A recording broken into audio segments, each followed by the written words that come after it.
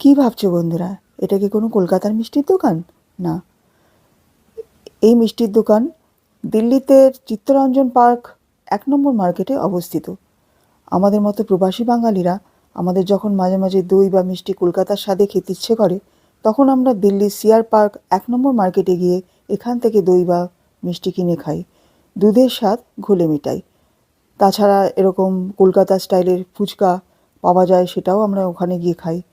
এই ফুচকা 30 টাকায় ধরো 6টা ফুচকা দেয়, বেশ ভালোই বানায়। আলু একদম কলকাতা স্টাইলে মাখে এবং গন্ধরাজ লেবু দিয়ে জলটাও তৈরি করে।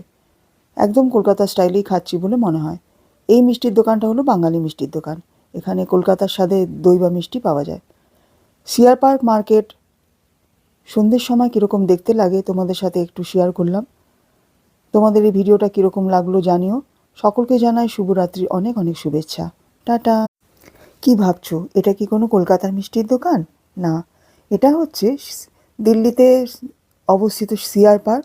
সিআর পার্কের 1 নম্বর মার্কেটে এই মিষ্টির দোকান রয়েছে। আমাদের মতো প্রবাসী বাঙালিরা যখন কলকাতা স্টাইলের মিষ্টি বা দই খেতে ইচ্ছে করে, তখন আমরা কি করি, তখনকার মতো লোভ সংবরণ করে থাকি এবং লোকাল মার্কেটে যা মিষ্টি বা দই পাওয়া যায় সেটাই খাই। যখন দিল্লিতে যাই তখন আমরা এখান থেকে দই মিষ্টি কিনে খাই। এখানে যে দই মিষ্টি বানানো হয় এটা কলকাতা স্টাইলেই বানানো হয়। এছাড়া ফুচকাও আমরা আমরা এখানে এসে খাই, কলকাতা স্টাইলেই বানায়। বেশ ভালো করে আলুটাও যে মাখে সেটা কলকাতার স্টাইলে মাখে এবং গন্ধরাজ লেবু দিয়ে জলটা রেডি করে, খুব ভালো লাগে খেতে। এই মিষ্টির দোকানটা বাঙালি মিষ্টির দোকান, তাই সমস্ত মিষ্টি বা দই বাঙালির স্বাদেই তৈরি হয়।